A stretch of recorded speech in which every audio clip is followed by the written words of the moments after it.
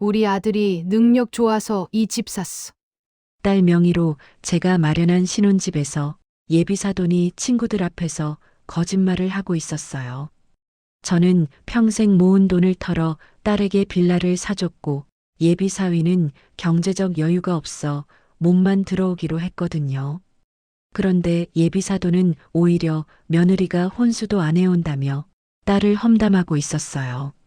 참다 못한 저는 가방에서 매매 계약서를 꺼냈고 그 순간 예비사돈의 얼굴은 저는 60대 초반으로 평범한 가정주부로 살아왔어요. 딸 하나를 키우면서 늘 한 가지 소원이 있었는데 딸아이가 결혼하면 신혼집 하나는 꼭 마련해주고 싶다는 거였어요.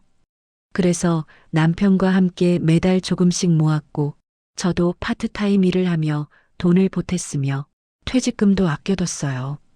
딸아이 결혼할 때 꼭 집 한 채는 사줘야지. 딸이 30대 초반에 결혼한다고 했을 때 저는 정말 기뻤어요. 예비사위는 성실하고 착한 청년이었고 딸을 정말 아끼는 게 보였거든요. 좋은 사람을 만났구나. 그런데 예비사위는 경제적으로 여유가 없다고 솔직하게 말했어요. 지금 전세 보증금도 마련하기 어려운 상황이라며 정말 죄송하다고 고개를 숙였어요. 저희 부부는 괜찮다고 했어요. 딸의 신혼집으로 깨끗한 빌라 한 채를 계약했어요. 평생 모은 돈 전부와 퇴직금까지 합쳐서 딸 명의로 매매했어요.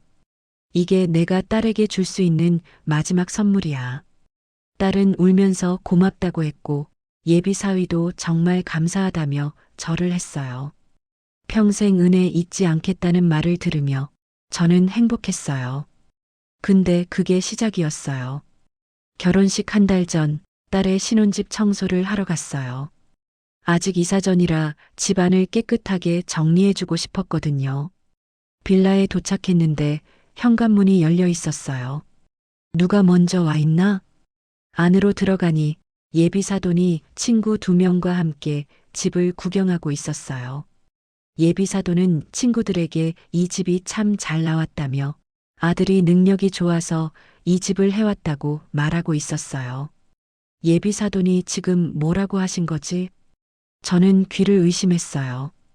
친구 한 명이 예비 며느리 혼수는 어떠냐고 물었고 예비사돈은 웃으며 대답하셨어요.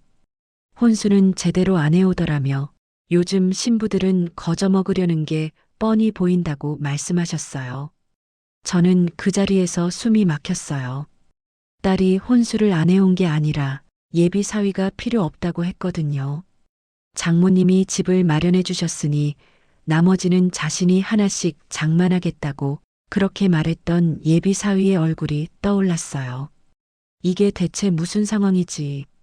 예비 사도는 계속 말씀하셨어요. 며느리 집안이 형편이 안 좋아서 아들이 다 해준 거라며 신랑 측이 집을 사주는 게 당연한 거 아니냐고 말씀하셨어요. 친구들은 고개를 끄덕이며 역시 아들 키운 보람이 있다고 추켜 세웠어요. 저는 더 이상 참을 수 없었어요. 저는 가방에서 서류 한 장을 꺼냈어요. 딸 명의로 된 빌라 매매 계약서였어요. 예비사돈과 친구들 앞에 그걸 펼쳐 보이며 이 집 소유주는 제 딸이라고 말했어요. 예비사돈의 얼굴이 새하얗게 질리셨어요. 친구 한 명이 계약서를 보더니 이거 신부 명의라고 말했어요. 또 다른 친구는 예비사돈을 쳐다보며 아까 아들이 샀다고 하지 않았냐고 물었어요. 예비사돈은 말을 더듬으시며 그게 아니라 어차피 결혼하면 어쩌고저쩌고 변명하기 시작하셨어요. 저는 차갑게 말했어요. 저는 남편과 함께 35년 동안 모은 돈 전부와 퇴직금까지 합쳐서 마련한 집이라고 예비 사위분께서 경제적으로 어렵다고 하셔서 저희가 기꺼이 집을 준비했다고 말했어요. 그런데 이렇게 거짓말을 하시고 제 딸을 험담하시는 건 도저히 받아들일 수 없다고 말했어요. 예비 사돈은 변명하기 시작하셨어요.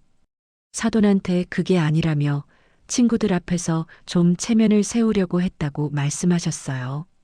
저는 단호하게 물었어요. 친구들 앞에서 체면 세우려고 제 딸을 모욕하셔도 되는 거냐고 저는 그렇게 말했어요.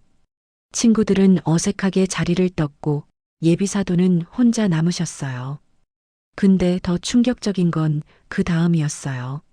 예비사도는 오히려 화를 내셨어요.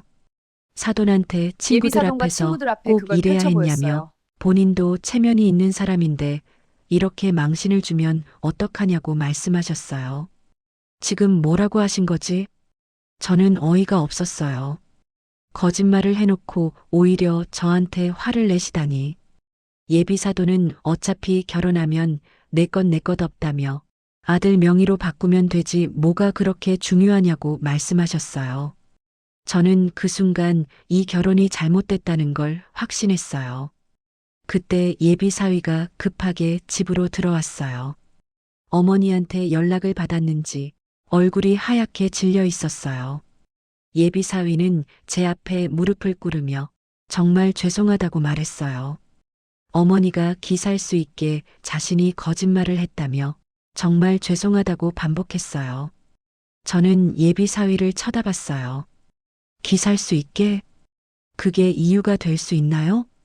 어머니 체면 살리려고 처가 부모님 얼굴에 먹칠을 해도 되는 건가요? 저는 물었어요. 어머니 기 살리는 게 효도라고 생각하냐고. 저희 부부가 평생 모은 돈으로 딸에게 집을 마련해 준 건 무시해도 되는 거냐고. 저는 그렇게 말했어요. 예비 사위는 고개를 들지 못했어요. 저는 예비 사돈을 쳐다보며 오늘 일은 제 딸에게 전부 말씀드리겠다고, 그리고 이 결혼을 다시 생각해 보셔야 할 것 같다고 말했어요. 그날 밤 딸에게 모든 걸 말했어요. 딸은 처음엔 믿을 수 없다는 표정이었어요. 정말이냐고 물었고 저는 고개를 끄덕였어요. 딸아이가 얼마나 충격을 받았을까. 딸은 한참을 침묵하더니 전화기를 들었고 예비 사위에게 지금 만나러 가겠다고 말했어요. 저는 딸의 단호한 목소리에서 이미 마음을 정한 것 같다는 걸 느꼈어요. 다음 날 딸은 예비 사위를 만났어요. 예비 사위는 또 무릎을 꿇고 빌었지만 딸은 단호했어요. 딸은 예비 사위에게 너만 효도하겠다고 우리 부모님 얼굴에 먹칠을 하는 거냐며 내 어머니 기 살리려고 우리 엄마 아빠가 평생 모은 돈을 무시해도 되는 거냐고 말했어요. 미안하지만 우리 결혼 못할 것 같다고 딸은 그렇게 말했어요. 예비 사위는 울면서 매달렸지만 딸의 마음은 변하지 않았어요. 결혼식 3주 전 파혼이 확정됐어요. 그로부터 2년이 지났어요. 딸은 지금 제가 사준 그 빌라에서 혼자 당당하고 행복하게 살고 있어요. 회사에서 승진도 했고 취미 생활도 즐기며 자기만의 인생을 살아가고 있어요.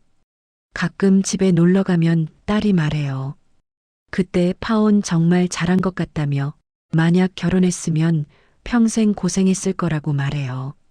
저는 딸을 보며 생각해요. 이게 내 인생 최고의 선택이었어. 효도는 부모님의 체면을 세우는 게 아니에요. 부모님이 평생 쌓아온 것들을 존중하고 감사하는 거예요. 상대 부모님의 노력도 똑같이 귀하게 여기는 거예요. 그걸 모르는 사람과는 함께 할 수 없어요. 딸아, 내가 내린 결정이 엄마는 정말 자랑스럽단다. 부모가 자식에게 주는 건 단순한 물건이 아니에요. 그 안에는 평생의 땀과 수십 년의 사랑이 담겨 있어요. 그걸 함부로 대하는 사람은 가족이 될 자격이 없어요. 여러분의 생각은 어떠신가요? 구독과 좋아요는 큰 힘이 됩니다.